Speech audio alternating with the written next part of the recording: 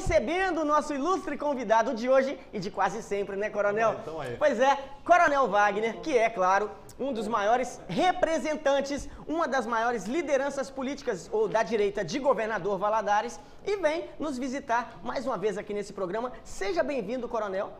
Welles, muito bom estar aqui. Eu saúdo o pessoal que está em casa, o pessoal que está assistindo a TV Bolsonaro Presidente. Eu gostaria, Welles, nesse momento, de uma forma muito especial, cumprimentar duas pessoas que fazem aniversário, por intermédio delas, cumprimentar as pessoas que estão acompanhando o programa. Uma delas, que é muito especial para nós, é o Coronel Santo, deputado Coronel Santo, que faz aniversário na data de hoje. E outro é o Sargento Eloy, que tem 91 anos de idade, tem uma história de vida fantástica, uma história de carreira militar fantástica também. Então, nosso cumprimento hoje, permitam-me, ele vai por intermédio do Coronel Sandro, do Sargento Eloy, que Deus dê muita saúde, muita vida para vocês continuarem seguindo as trajetórias aí e ultrapassando os obstáculos da vida. Parabéns. Eu tinha planejado fazer isso um pouquinho mais tarde, mas já que o senhor puxou o carro, deixa eu aproveitar a oportunidade. Coronel Sandro, ou melhor, Sargento Eloy, feliz aniversário para o senhor. Ainda não tive o prazer de conhecê-lo, mas espero tê-lo em breve. E ao Coronel Sandro, que é um grande amigo de longa data, uma pessoa que eu respeito pra caramba, a quem eu considero muito. Pensa numa pessoa humilde, numa pessoa que não deixou o cargo de deputado subir a cabeça. Esse é o Coronel Sandro. Feliz aniversário para o senhor, Coronel. Que Deus abençoe o senhor e a sua família sempre. E sempre que precisar desse humilde que vos fala, tamo junto, viu? Pois é, mas eu queria aproveitar a oportunidade também, então, e mandar um abraço também para a Dalvânia e para toda a família dela, que todos os dias assistem ao nosso programa lá em Periquito. Também para o meu amigo Vanderlei, para o seu Noé, para a dona Orlinda. A toda a família de vocês, que Deus abençoe vocês. Muito obrigado por serem sempre tão carinhosos. Também para minha cunhada Cida, para o Dezinho, para a família deles e para toda a minha família, para toda a família da minha esposa. Gente, muito bom fazer parte dessa família que todo domingo se reúne e estou esperando o almoço de domingo agora, hein, gente? Mandar um abraço também para o Léo Pego e também para o Jackson Silva, uma dupla gospel, uma dupla evangélica cristã que está ali seguindo caminhada, começando a carreira de vocês. Torço mesmo para que Deus abençoe vocês e vocês sabem que podem contar comigo sempre, sempre, sempre. E qualquer dia, não vou falar qualquer dia, a gente convida vocês para vir aqui. Por quê? Porque o nosso programa ele é transmitido via YouTube e vocês sabem que dá bom o tempo todo, né? Mas tô torcendo para vocês, que Deus abençoe vocês e na hora que vocês tiverem uma pauta toda original, vou ter o maior prazer em convidar vocês. Beleza? Dando sequência aqui, Coronel Wagner, eu queria que o senhor falasse pra gente sobre um vídeo do prefeito de Valadares, rapaz. Certo. Nós tivemos um vídeo hoje do prefeito de Governador Valadares falando... Oi? Ontem. Exatamente. Tivemos um vídeo do prefeito de Governador Valadares ontem falando sobre um possível lockdown a partir do dia 31, caso o município não consiga se adequar às novas medidas do governo do estado para combate ao coronavírus. Eu queria que colocasse o vídeo na tela para que depois o senhor pudesse fazer um comentário sobre o posicionamento do prefeito e sobre a atual situação do município de Governador Valadares em relação a esse possível lockdown que pode vir no próximo dia 1º, caso até dia 31 a prefeitura não ajuste aquilo que o estado acha que precisa ser ajustado. Hoje, dia 23 de julho, às 11h45, né? Acabo de sair de uma reunião com todo o jurídico da prefeitura, juntamente com o Ministério Público Estadual, com o doutor Randall, né? Todo mundo sabe da decisão, né, do TJ, né, que acompanhou a decisão monocrática da desembargadora Márcia Milanês e foi confirmada ontem no colegiado, e então os municípios eles serão obrigados a aderir ou à normativa 17, né, a deliberação 17, ou a 39, que é o Minas Consciente. Né? Todo mundo sabe da minha busca pelo equilíbrio entre a saúde pública e a economia, né? Nós vamos continuar trabalhando para isso, mas decisão judicial é para se cumprir. Né? Então hoje o que nós conseguimos com a promotoria foi que o município de Valadares terá o prazo até dia 31 de julho, quer dizer, sexta-feira da semana que vem, para essa adesão ao Minas Consciente. Vamos aderir, né? Passa então a gestão para o governo do estado. Trabalhamos intensamente até hoje para estruturar leitos, medicamentos, não faltar atendimento aos nossos munícipes, mas para o Tribunal de Justiça isso não foi suficiente. Uma ação do MP mesmo, né, da instituição Ministério Público do Estado, foi decidida ontem, então, que nós temos que aderir ao Minas Consciente. Fica a nossa missão de trabalhar, então, dentro do Minas Consciente. E o compromisso nosso da gente trabalhar, isso a MM, que nos representa os municípios de Minas Gerais, já está junto ao governo do Estado trabalhando esse programa, que hoje seria para fechamento quase que total e ficando os essenciais, mas nós estamos trabalhando lá na parte já administrativa, então, já que perdemos na Justiça, a questão de flexibilizar dentro do programa. Então fica o compromisso do prefeito de Valadares, que é pró-flexibilização, claro, sempre cuidando das nossas vidas em primeiro lugar, mas também buscando equilibrar a nossa economia. Então, por decisão judicial, nós vamos aderir ao Minas Consciente, mas teremos até dia 31 de julho para fazer essa adesão. Um abraço a todos.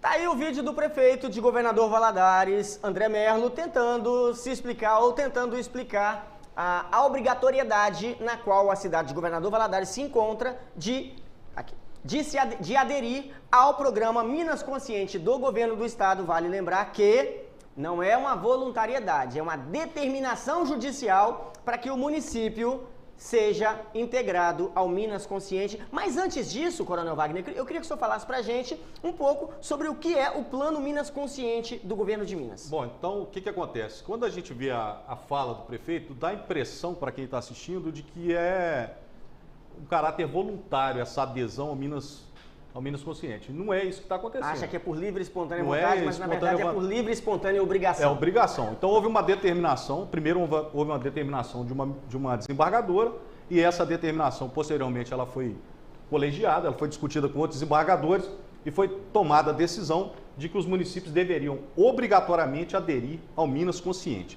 Por que é importante explicar isso? Porque as pessoas em casa ficam assim, mas vai ter lockdown, não vai ter lockdown? O que é Minas Consciente? Agora mudou tudo, o decreto não vale, vira uma confusão na cabeça das pessoas. Então você que está em casa, o que é o Minas Consciente? O Minas Consciente é um plano do governo de Minas Gerais, no qual ele estabelece uma série de ondas, né, de intervenção, ou melhor, ondas que vão liberando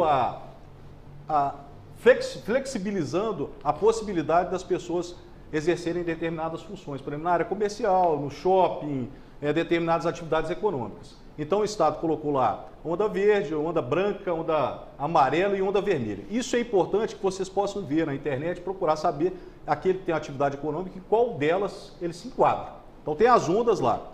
E como é que o município vai estar em determinada onda? Cada onda dessa vai implicar em quê? Flexibilização do horário do comércio, flexibilização de academias, barbearia, por aí vai, todas as atividades econômicas. Como é que isso vai ser verificado pelo governo do estado? Então ele vai verificar a incidência da doença na cidade, era macro-região. A incidência da doença na macro-região, a quantidade de leitos disponíveis, para tratamento e a quantidade, o tempo, melhor dizendo, que as pessoas ficam na espera de um leito, de UTI, dentre outros fatores. Então, basicamente, vamos verificar o que está acontecendo em termos da doença no município e, a partir daí, quais são os leitos, qual é o tratamento que o município está dando em relação à doença. Então, feito isso, vai enquadrar o município em determinada onda. E aí que vai ter a possibilidade ou não de ter lockdown. Então, em síntese, basicamente o Minas Consciente é isso, um plano do governo do estado que tem ondas de flexibilização da economia em decorrência da situação que a cidade vive. E é interessante notar ali também que foi falado o seguinte, que até o dia 31 o governador Valadares vai aderir ao Minas Consciente, efetivamente. Então, por enquanto, valem os decretos do prefeito. Só que tem um detalhe, o governador do estado já falou que na próxima quarta-feira, dia 27, vai haver um anúncio de uma mudança nesse Minas Consciente. Então, o que eles estavam trabalhando? Estavam trabalhando com macro-regiões. Então, pegava a região aqui, pegava o governador Valadares, pegava, por exemplo, Aimorés, pegava Caratinga. Então, são cidades que têm características muito diferentes, tanto econômicas quanto da incidência do Covid. Então, agora a ideia do governo do estado é particularizar mais para que possa entender como é que a doença está acontecendo nas cidades e, a partir daí, aplicar a questão das ondas de abertura, de flexibilização do comércio. Em síntese, é isso. Em síntese, isso significa que, basicamente, o governador Romeu Zema, agora, além de governador, também é prefeito de 852 cidades quando o assunto é Covid. Exatamente. O que vai acontecer?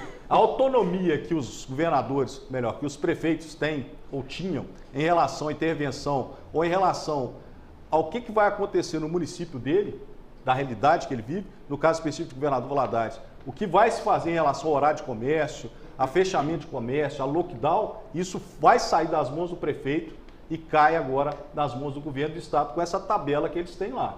Certo, Coronel Wagner. Agora eu queria que o senhor me explicasse uma coisa. Sim.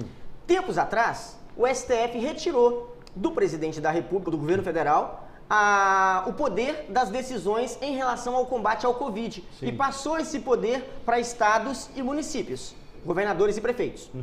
Agora, porém, mesmo com essa decisão do STF, as pessoas estavam culpando o presidente da República pelos mortos e contaminados nos estados e municípios. Sim.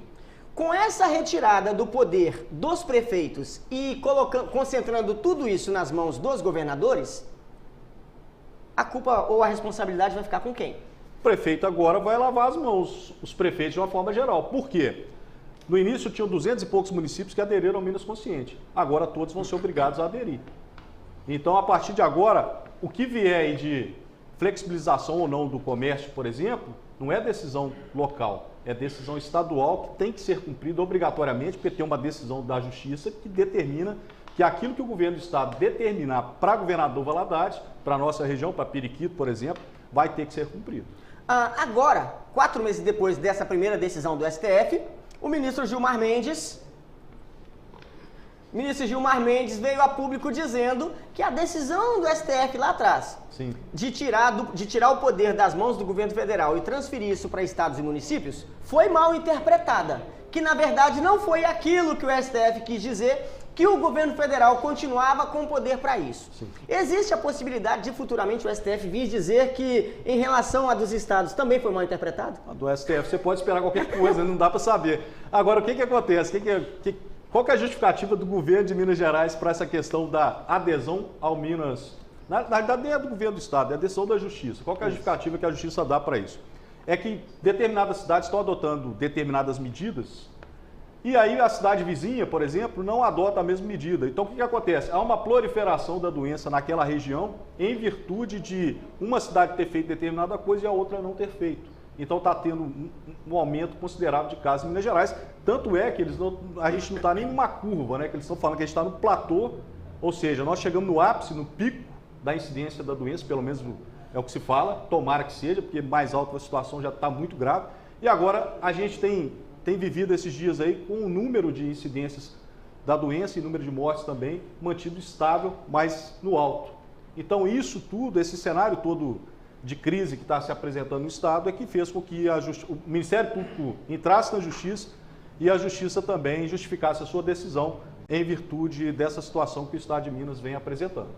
Certo, a essas pessoas, eu queria aproveitar a oportunidade que a gente está falando de óbitos de Covid, eu queria mandar um abraço, os meus sentimentos a 2 famílias em específico que agora sofrem com esse problema lá em Periquito, que é a família do seu João Elias e também a família da Dona Penha, que em especial a um grande amigo que eu considero pra caramba, que é o Judas Tadeu, irmão da Dona Penha, que veio a falecer ontem, e o do seu João Elias, que veio a falecer hoje, que o meu filho é apaixonado, é amigão do neto dele, e brincam pra caramba na escola, e meus sentimentos às 2 famílias e a todas as famílias que sofrem por ter perdido seus entes queridos em razão desse problema que assola toda a humanidade, e não só cidades e municípios. Sim. E em razão disso, tem uma pergunta que estava lá para o final, e eu queria tocar nesse assunto um pouquinho agora. O senhor já teve a oportunidade de averiguar, a gente já perguntou isso algumas outras vezes aqui, Sim. mas o senhor já teve a oportunidade de averiguar se as pessoas de cidades vizinhas que falecem no hospital municipal estão sendo inseridas entre os mortos de Governador Valadares?